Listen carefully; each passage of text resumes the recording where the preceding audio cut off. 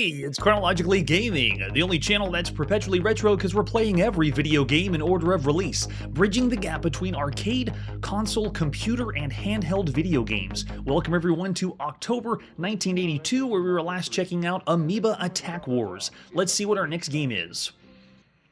Our next release brings us to the United Kingdom on our Sinclair ZX Spectrum. This is Android Nim. Another Nim game? Has anyone ever heard of Nimrod? It was one of the very first Nim-style games, but Nim video games have been around since 50s, 60s, I believe. This one was originally a type-in game, part of the Cambridge Color Collection. Look at all that color! 20 programs that were type-in programs from the book, and then I think it was later released as a commercial release as a combo. But we're going to play the very first one you could play, typing in Android Nim. This is by Richard Francis Altwasser. Published by Cambridge Color Collection at sometime in the beginning of October or whenever you typed it in 1982. It's Android Nim. If you're expecting something different, it's pretty much just going to be Nim. Nim's a game for two. Your partner is the Spectrum, which means you can't play with a friend. Sorry. You take turns at removing any number of androids from one of 6 rows. The winner removes the last android. That's right. It's Nim. And there's all our androids. Aren't they adorable? Oh, now it randomly picks who goes first, and it looks like the Spectrum does their first move, and they're going to be selecting the androids. Oh, well, look at that. That's animation for it's lighting up every android. They're moving eyeballs and arms. So they got some kind of presentation. I mean, bear in mind, most of the games we play with Nim, it's just, you know, things on the screen. But Android, and in fact, Android Nim, we've already seen, I think, 2 other versions here on the show. But, I mean, there's countless Android Nim games. All right, which row were you attacked? Type the number file. Okay, so let's go with row 6. Oh my gosh. So even though I selected row 6, it's going to animate every single alien? What a time waster. I'm sure Nim is already a time waster, but this is really wasting time if they're going to animate every single one. And then how many do you want to remove? Just the only one. Get rid of that alien. It sounds like we're signaling dogs again here on Chronologically Gaming. Now it's the Spectrum's move.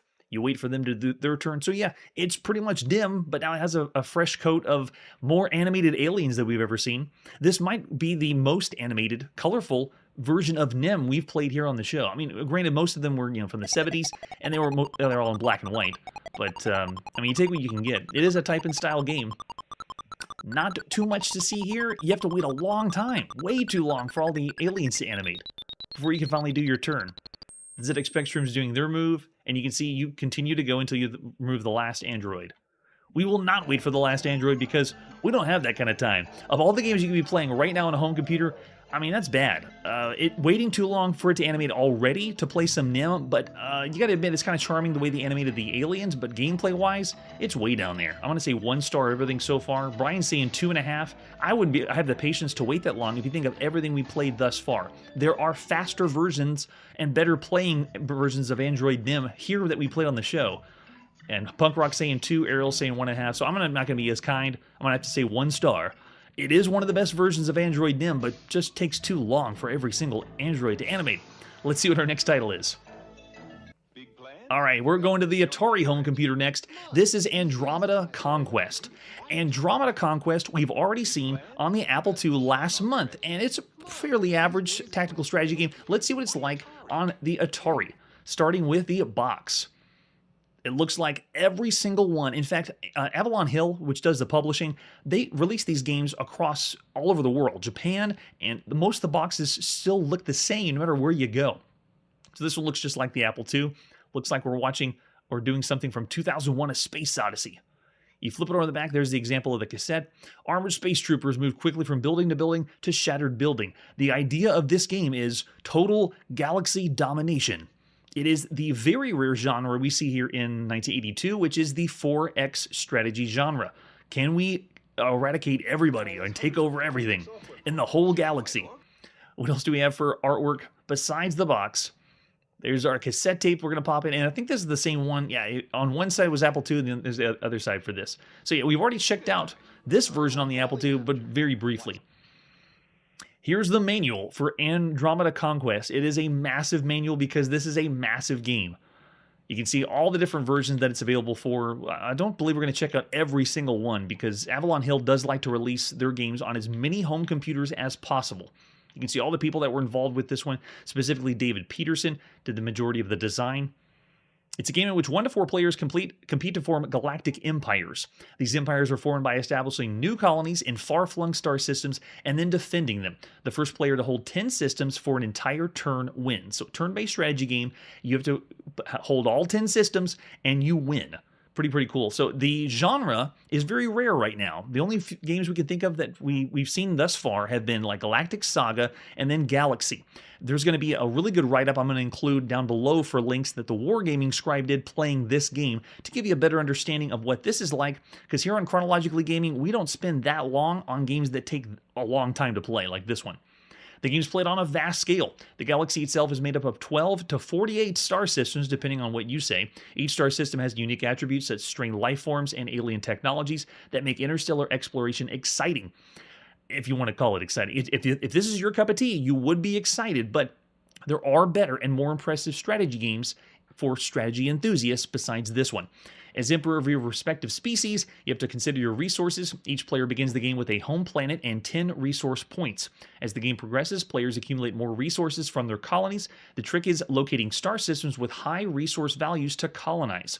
More resources mean faster expansion is possible and defense is easier. Doesn't this sound amazingly complex? One of the very first ones we saw was the Galactic Saga. It blew me away. I couldn't believe that this scope of a game even existed. But here it is again in the form of Andromeda Conquest. So it breaks down the different scenarios you can play, how you go to different places of the galaxy because you have to type in the correct coordinates, where you begin your home systems, the different starship types you're going to pick from, the life forms because you have different species that you can play as in the game, and then all the different star systems. Everything has a system ID, type, life, technology because you're involving with different planets in the game. And then during your game turn, you have to allocate which resources are going to go where, which ships are going to go to which planets, how many resources are you going to take. You have to decide all this. In a way, it's a larger version of the managerial business simulation game. This one goes on an even grander scale. Definitely the 4X genre of video games. How you form your space fleets and fleet commands. There is, by the way, no real graphics. It's just like the Apple II. It's mostly ASCII graphics. So what you see on the screen is going to be coordinates, asterisks, pound symbols. Everything's done with text only, so there isn't any animation. This is not for the flashy faint of heart. You have to be into strategy games and wanting to take your units and distribute resources and manage things. That's what this game is all about. Yeah, you can see it's breaking down lots of different scenarios and how you move around because you have to know all the coordinates and commands, so you'll be keeping the manual by your side while you play the game. And then you have to establish colonies at the beginning of each turn. You have 3 different conditions for establishing colonies. And then there are combats, because when you play the game, you're going to be fighting against other people for resources. If you can get 3 other people right now in 1982 to play with you is the question. This is a genre that isn't picked up by everybody. And I'm sure most people here for the live stream or you're seeing the video later, if you're not a fan of this style of game, you wouldn't be into it. The majority are going to be arcade goers at this time in 1982. So we got combat and movement, and then they have the difference between the Commodore 64 version, which we haven't seen yet. So far it's just been the Apple II and then the Atari version here. And then they have the galactic mapping grid, playing multiplayer versus single-player games, and then how you can load it up in all the different versions. Look at this. There's the Atari version that we're going to be playing, and then the next one is the IBM. All right, so this one just has 2 different optional versions. Let's play the first one. Playing Andromeda Conquest by Microcomputer Games. David Peterson did this one, majority of David Peterson, published by Avalon Hill at sometime in the beginning of 1982, October, for your Atari home computer. You gotta love that Avalon Hill has a splash screen for their company. A lot of video games, you don't see that as much, especially on home consoles. All right, so as we boot into the game, we're not going to be getting very far because this one requires you to have a manual. You also have to have paper on that you're marking down with everything because this is a hybrid simulation or computer simulation, plus it's a hybrid board game, or you have to use some pen and paper to do the work that you'll get in the box. So this one is almost impossible to play unless you have all the pieces. We got a little bit of a ditty there. Avalon Hill gave us something small. All right, number of players we want. Let's go ahead and go with just 2 this time. After you select the number of players, then player 1 chooses their life form. You can go with a, oh my gosh, what's a molluscan? I guess we have to consult the manual for that one. Let's go with, I'll be player 1, and I'll do avian, which is whatever life, I guess I'm flying around. And the last person in chat was GE Stream. GE Stream, let's have them pick as insectoid. And then stand by for galaxy creation, which means it's going to build the world for us. This is randomly generated every time you play. So you get some replayability, again, if you have people that want to play this game at the time. All right, so I sped through, fast-forwarded past the creation of the world, and here we are. Empire 1 statistics, what system we're in, the range and delta, and then over at the top right, you have how many ships, Echo, Rama, defense, colony, so it's giving us all the stats, and this is the graphics that you see the whole time in Andromeda Conquest. Over there on the left with all the asterisks, that tells us what system we're in, number 12. We have 10 resources to allocate, and we can establish a colony. We can't do it yet because I think we have to go to a colony first, so I'm going to say no. Oh, no. No. There. In for no. And then you have 10 resources. How many novas do we want to send out? So let's do 2.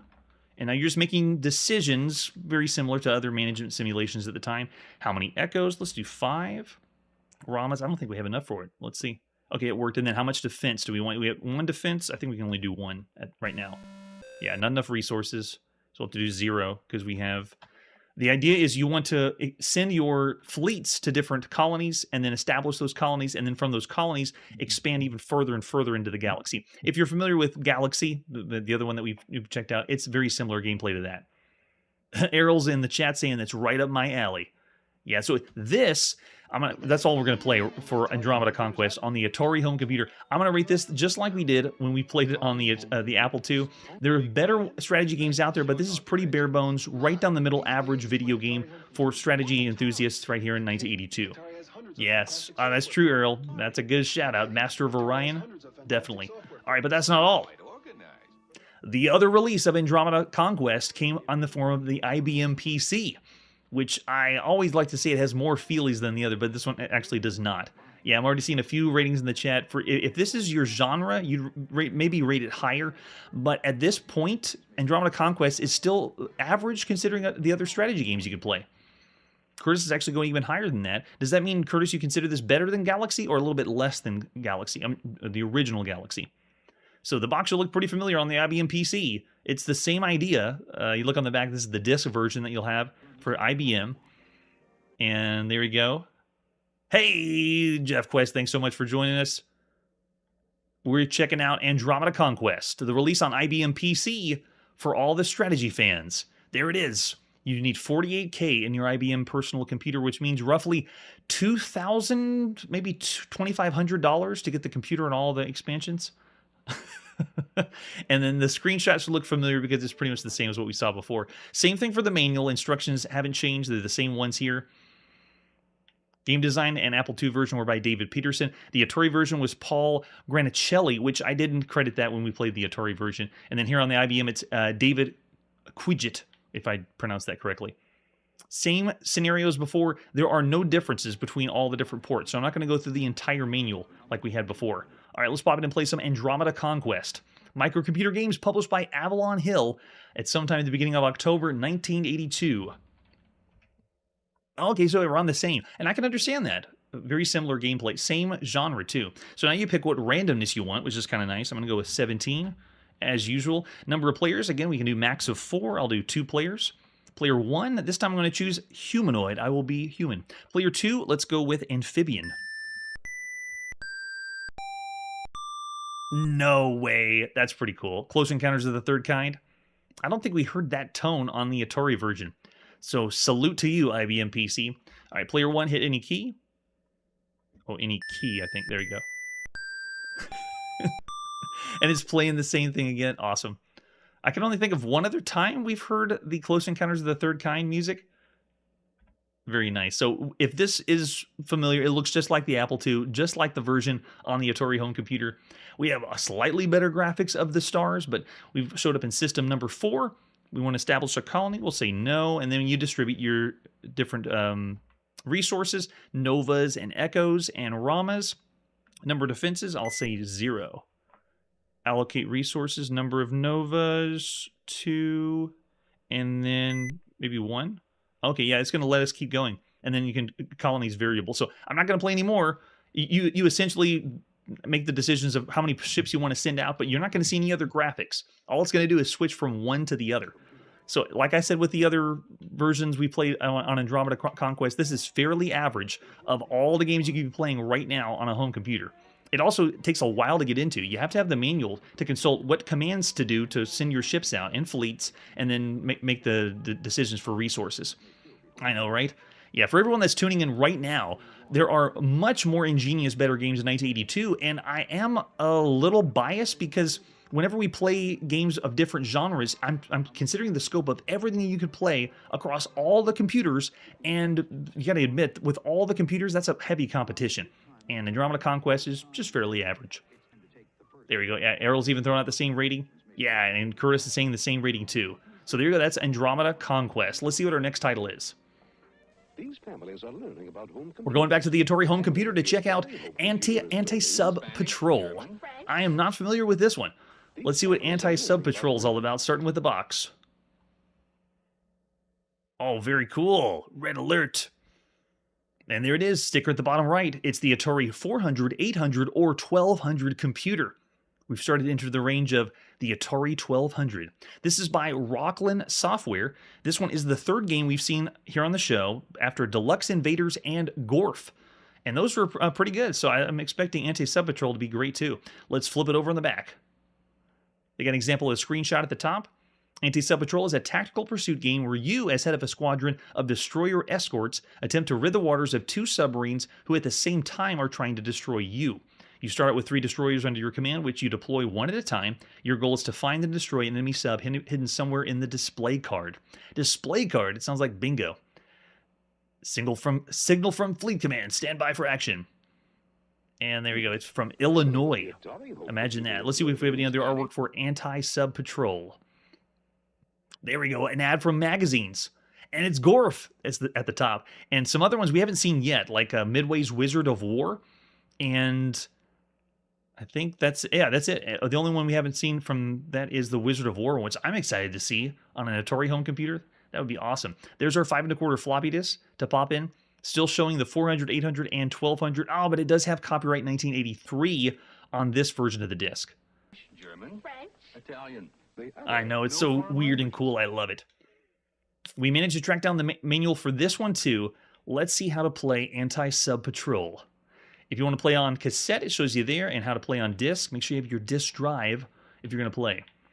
And this is what we have in the back of the box. We're equipped with sonar, a course finder, and unlimited depth charges. The subs, on the other hand, are capable of silent running, evasive maneuvers, or firing torpedoes.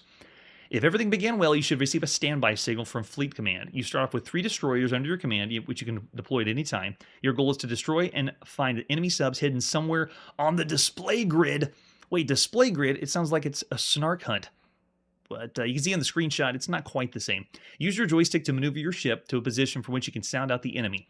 Press the joystick button and begin the search. The bow indicator at the top represents the direction the ship is facing, and that direction on the sonar screen will be directed. Wow, lots of text to explain how to play it. You hear a series of beeps indicating the distance the sub is from your ship. The faster the beeps, the closer the sub is to you. You should also notice 2 arrows in the lower left screen. These indicate submarine's general area. So wait a second, does this mean we're playing essentially a modified version of Battleship? That's what it is. It's a screen or a grid, and we're supposed to be finding the subs hidden on the grid. Or another title that we've seen for video games was Hidden in a Grid video games, where it literally is you searching around the grid. We saw those on consoles back in the late 70s. I'm thinking 79, though. So whenever your turn is over, you press the joystick button. If the sub's not close at all, parameters will be updated to reflect the current indications about the sub. If the sub spots enemy sonar, may appear at the top of the screen. If your ship's within torpedo range, they'll fire a torpedo. And you have a chance at evasive action. Use it to move 1 space in any direction except diagonally. So that means whenever you try to pinpoint where the sub is, like when you want to check for a battleship, if you're playing Battleship, it'll try to fire back, and then you have a chance to move out of the way. When you're 1 space from the sub's location, it'll say sub is in the area. So they're going to give us clues. It's almost like we're trying to find something hidden. And then if the submarine's blasted, it'll display submarine blasted on the screen. And this tells us what happens. We miss the submarine. There's also enemy mines that can be placed around. So you have to watch where you do those. And also there can be a reading of fish. Wait, what does that mean? We sonared fish, I guess. And then they break down the scoring right here. And that's just about it. I'm curious to see how this plays out. Let's pop in and play Anti-Sub Patrol. This is by Rockland Corporation at sometime at the beginning of October 1982. From the three sources I look up, Atari home computer games, I couldn't find the developer for this one. So if you happen to develop the game, drop me a line. Yeah, let's see if we need to blow up some subs. So this one is a one-player or two-player game. And I guess it's two-player, you can't really see anything on the screen, so it works for a pseudo Battleship game. I'm going to do a one-player game and push start. And let's go. Oh, actually, I want to do this. There we go. Stand by. I bet they're hiding the subs right now. I know we've already played a few Battleship games here on the show, and some are okay, but to tell you the truth, the Battleship games are better played on the actual board game, not on the computer. So this is how this one pans out. So I'm listening as I move around. I don't hear anything different, though. Maybe I'm supposed to... Yeah, it says I'm doing a scan, and this is pretty cool that it's doing a point and select. I'm moving the joystick around, and it's responding on the grid to move the my pixel around and showing me which direction I'm going. Over here, the cross right by my shoulder. See if I go south, it tells me I'm going south, but I don't hear any indication. At the top right is showing ships with the direction they are. Subpath.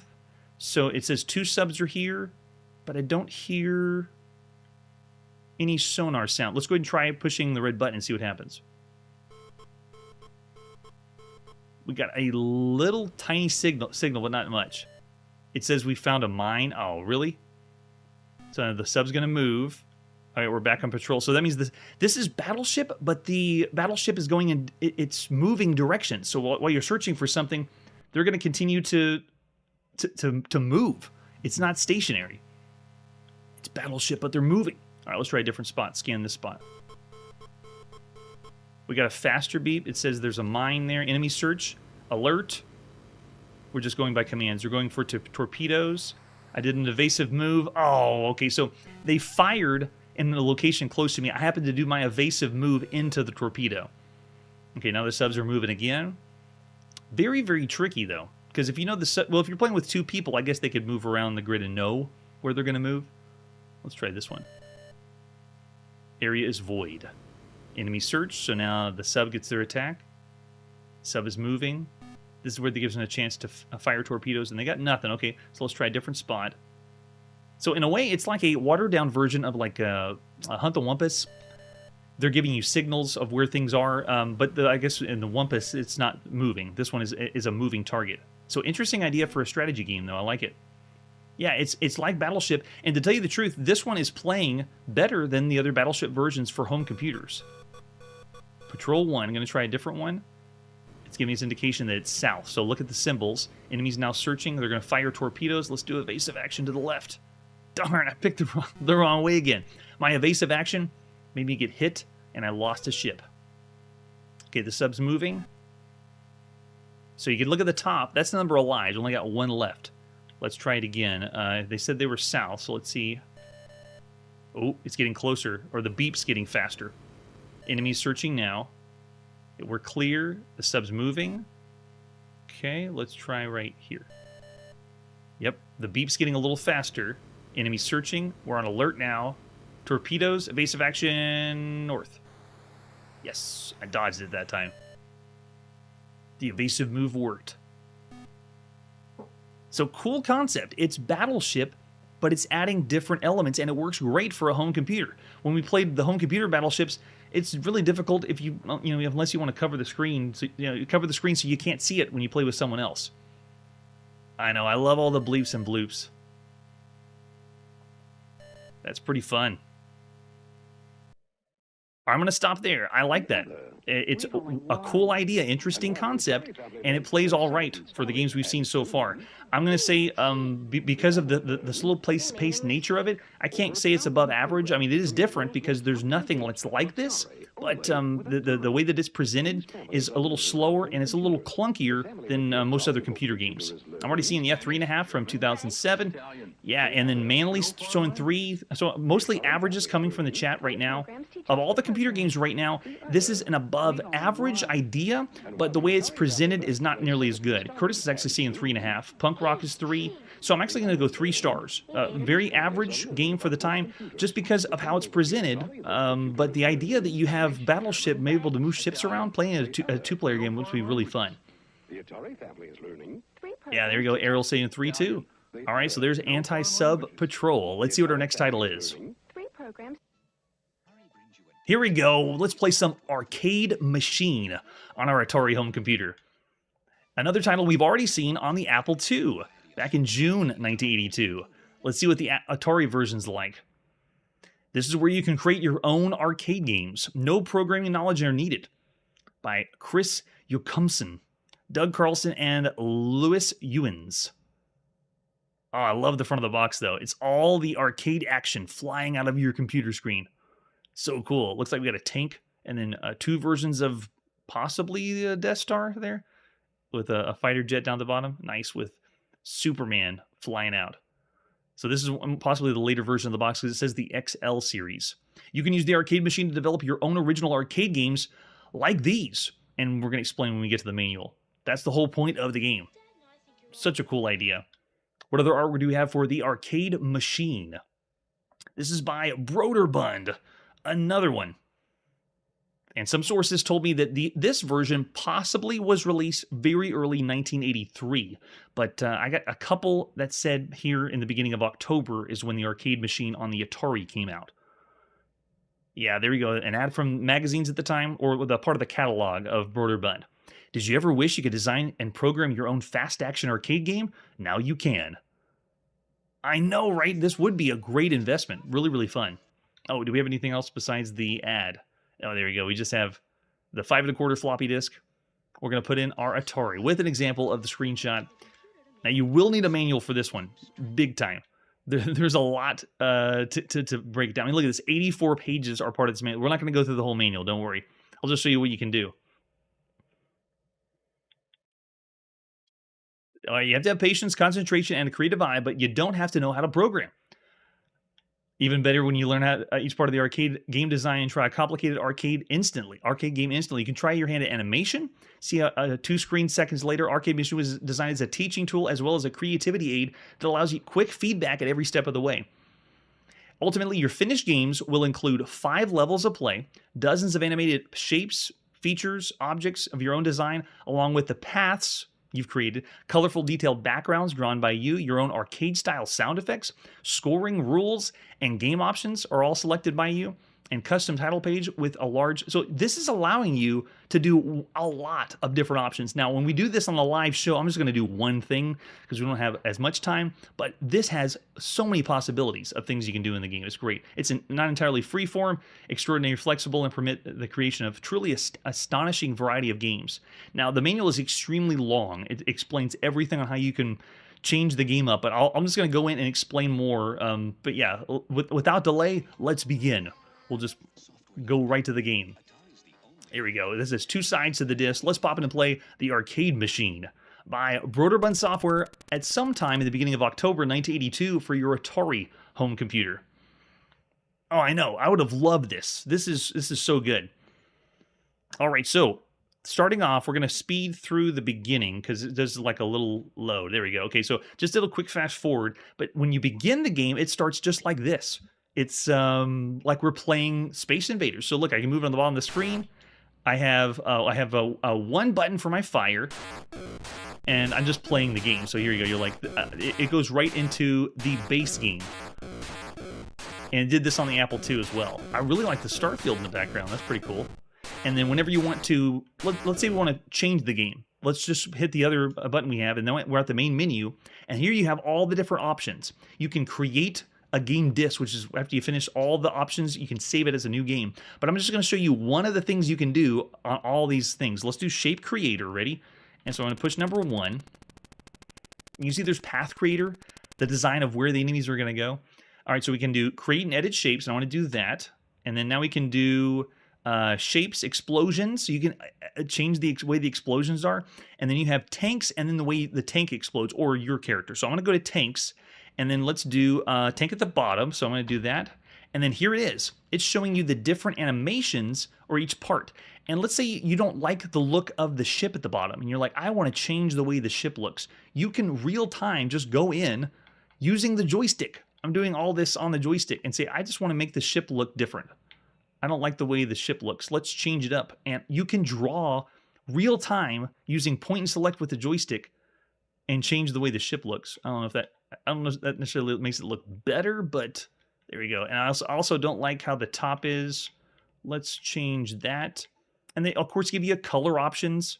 You know, you can change. But let's make it look more tank-ish. And then I want to make a laser on the side there. And over here on this side. There we go. Okay, so I like that. It's larger, and it's the way I want to do it. We want to save it to memory? Yes, we do. And we want it to save to the bottom. Okay, so now we want to return to our main menu and return to the other main menu and then run the game. And then just like that, that fast, look, our tank at the bottom, or our cannon, our ship, is updated and changed. And that's just one example of the things you can do, but there's so many possibilities. It's so cool.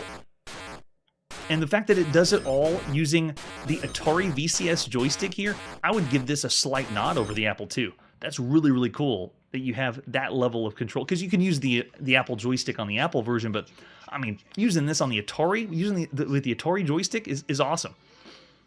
I know, right? Yeah, I'd love to see the tutorials of what games people have made for this, because it's really, really good. Now, this kind of game where you can program or design your own games is not new. A few examples we've already seen here on the show have been Robot War by Silas Warner, the Dark Castle game system where you can design your own dungeons, and then educational titles. You know, we've seen Rocky's Boots already on the show, and Gore-Tech. So this idea isn't like super fresh, but the way that this is presented is awesome. I gotta say, of all the games right now on a home computer, just like on the Apple II, this is one of the best computer games you could play. I'm gonna say 4.5 stars, because you're not just playing the game, you are designing every part of the shooter that you would want. I'm looking over in the chat, we got lots of 4s out there. Curtis is with me with 4.5. Yeah, so I see Manly with 4s. Yeah, it's still excellent. It's a must-buy, I would say, for the shooter arcade fans that are out there. It's so much fun. And the other thing, too, is this show cannot do the whole thing justice, because there's so much that you can modify and change to your liking. It's great. That's right, Jimmy. It's based on how creative are you. You can do the sky's the limit. It's awesome. So much fun. All right, that's where we got to put our video game playing on pause, or creativity on pause. Next time on Chronologically Gaming, we're going to play a strategy game you haven't heard of and some more Arrow of Death. That's it for today, and like I always say, we are unveiling the darkness across all video gamedoms, one game at a time. Hey everybody, thanks for checking out the channel and joining me on my quest to play every single video game in order of release. We'll be streaming live every weekday at 9 p.m. Central, so join us and let us know if we missed any games along the way. This video would not be possible without Launchbox, RetroArch, and MAME. Tell all your friends there's some crazy guy named Chronologically Gaming trying to play every single video game. We have links down below that'll send you to places like our Discord and Patreon, and one that says all the video games we've ever played. If you go there, it's a list of everything, and you can click right to the game you want to see. Chronologically Gaming is the name to look for. We are perpetually retro, and we will catch you next time.